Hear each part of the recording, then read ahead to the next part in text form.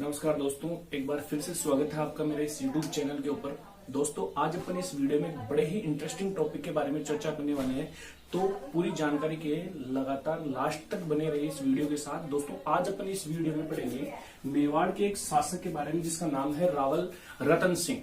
देखो दोस्तों, रावल रतन सिंह ये शासक बने थे 1301 में और जो 1303 तक इनका शासनकाल रहा था। अच्छा, रावल रतन सिंह के शासन के अपन विशेष बातों पर गौर करें तो पहली बात तो ये कि रावल रतन सिंह जो है वो मेवाड़ में इस शाखा का नाम है रावल। मेवाड़ में रावल शाखा के ये अंतिम शासक थे। अच्छा दोस्तों, रतन सिंह के बारे में पढ़ने से पहले मैं आपको कुछ बातें और बताना चाहूंगा।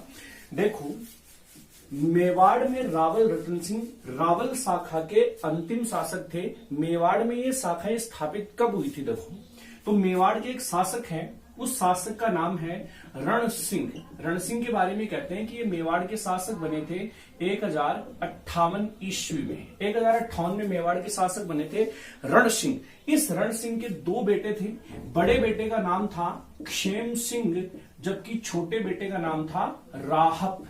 बड़े बेटे का नाम था क्षेम सिंह और छोटे का नाम था राहप। यहां पर याद रहे, रण सिंह के बाद में जो बड़े बेटे थे क्षेम सिंह, वो मेवाड़ के शासक बन गए। तो इस क्षेम सिंह के जो वंशज हैं वो वंशज आगे रावल के नाम से जाने गए, यानी कि ये लोग अपने नाम से पहले रावल की उपाधि का प्रयोग करते थे और इसी रावल शाखा के अंतिम शासक थे रावल रतन सिंह। अच्छा, राहप जो है इसके बारे में आपको बताना चाहूंगा कि राहप जो है इन्होंने मेवाड़ में एक नए गांव की स्थापना की थी। उस गांव का नाम था सिसोदा। मेवाड़ में सिसोदा गांव की स्थापना जो है वो की थी राहप ने। राहप जो है वो सिसोदा गांव बसाकर इसी गांव के सरदार बन गए। तो राहप के जो वंशज हैं वो कहलाते हैं राणा, यानी कि इस वंश के जो शासक है उन्होंने अपने नाम के पहले राणा शब्द का प्रयोग किया है। अच्छा, ये तो कुछ बेसिक बातें थी इनके बारे में। आगे अपन रतन सिंह की बात करें।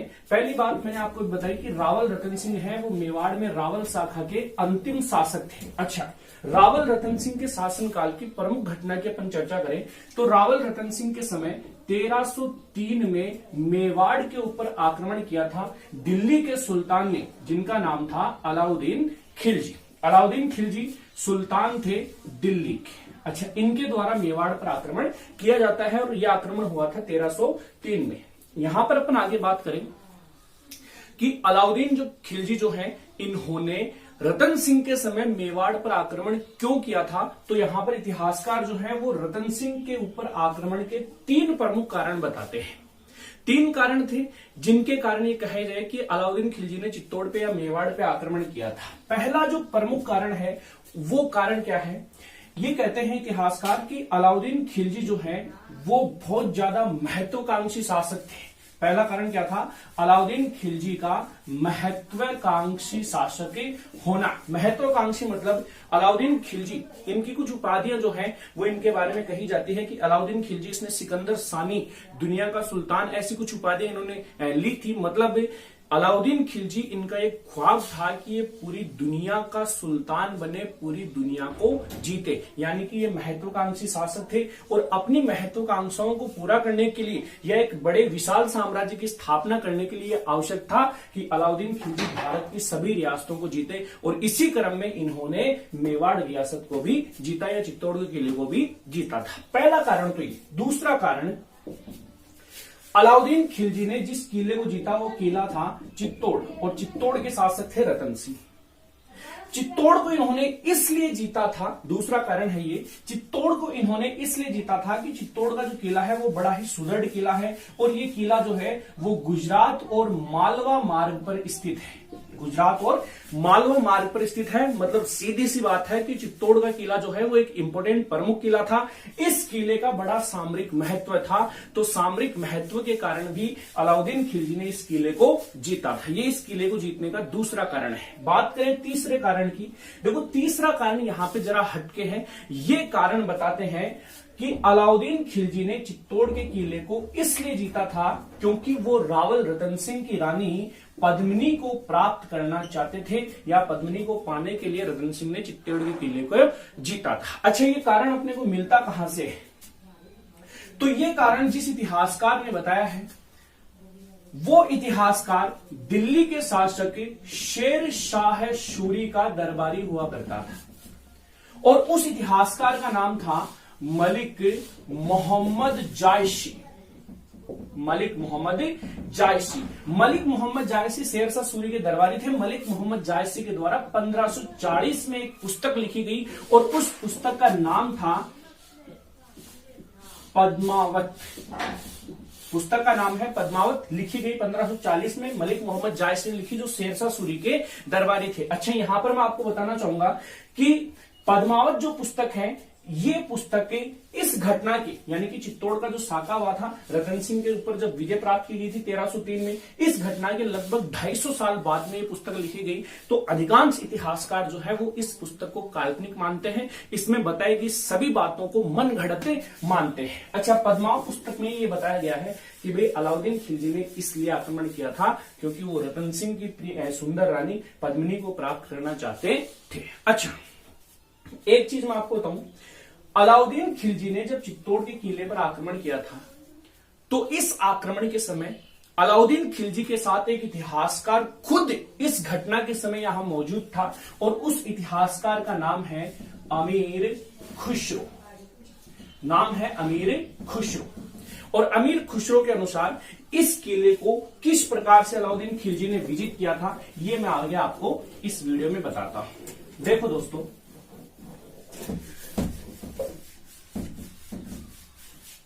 अमीर खुसरो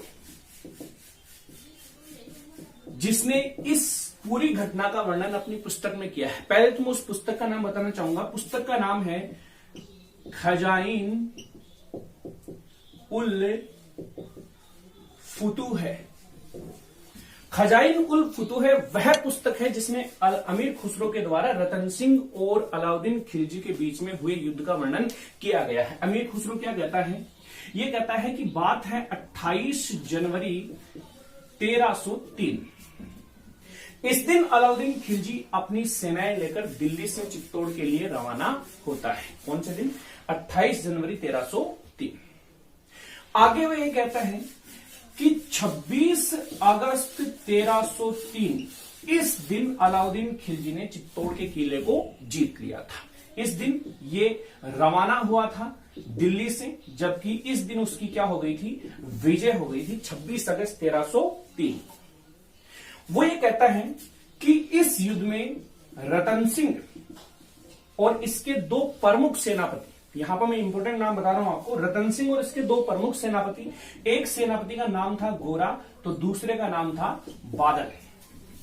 इस युद्ध में रतन सिंह और उसके सेनापति गोरा और बादल मारे गए, जबकि ये कहा गया है कि जो इनकी रानी थी पद्मिनी रतन सिंह की, इनके द्वारा 1600 महिलाओं के साथ किया गया जोहर। मैं आपको ध्यान दिलाना चाहूंगा यहां पे कि पद्मिनी का जो जोहर था, जो 1600 महिलाओं के साथ किया गया था, ये आज तक के भारत के इतिहास का सबसे बड़ा जोहर था और साथ में चित्तौड़ का ये पहला साका भी था। भारत का सबसे बड़ा जोहर चित्तौड़ में हुआ है और चित्तौड़ का पहला साखा जो है वो भी इसी समय हुआ था।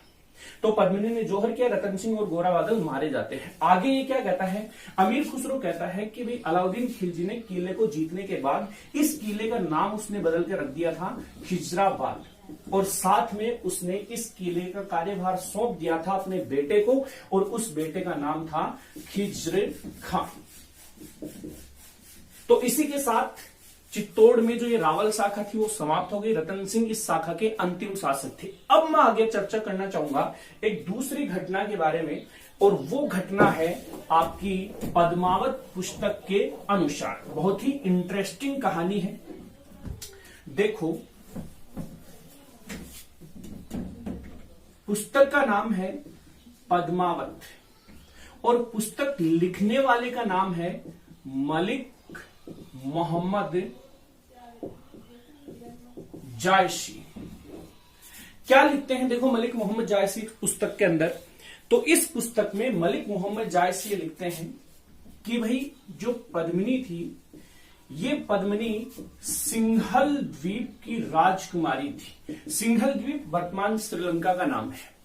सिंघल द्वीप यहां के जो राजा थे उनका नाम था गंधर्व सेन। नाम है गंधर्व सेन। तो सिंघल द्वीप की राजकुमारी थी पद्मिनी, इनके पिता का नाम था गंधर्व सेन। होता क्या है कि पद्मिनी, इनके पास में एक तोता था जिसका नाम था हीरामन तोता। ये कहते हैं कि हीरामन तोता जो है वो श्रीलंका से उड़ता हुआ आपका भारत आ गया और बाद में इसे एक शिकारी ने पकड़ लिया। ये शिकारी जो था उसने ये तोता आपका जो रतन सिंह थे उनको वो बेच देते हैं। अब एक बार क्या हुआ कि सायकाल के समय रतन सिंह जो है वो अपने महलों में टहल रहे थे। उसी दौरान वो तोता जो है वो एक महिला की सुंदरता का बखान करता है और वो महिला जो है वो पद्मिनी थी। ये कहते हैं कि रतन सिंह उस तोते के बताए अनुसार भेष बदलकर श्रीलंका चले गए। वहां पर वो सन्यासी के वेश में घूमने लगे।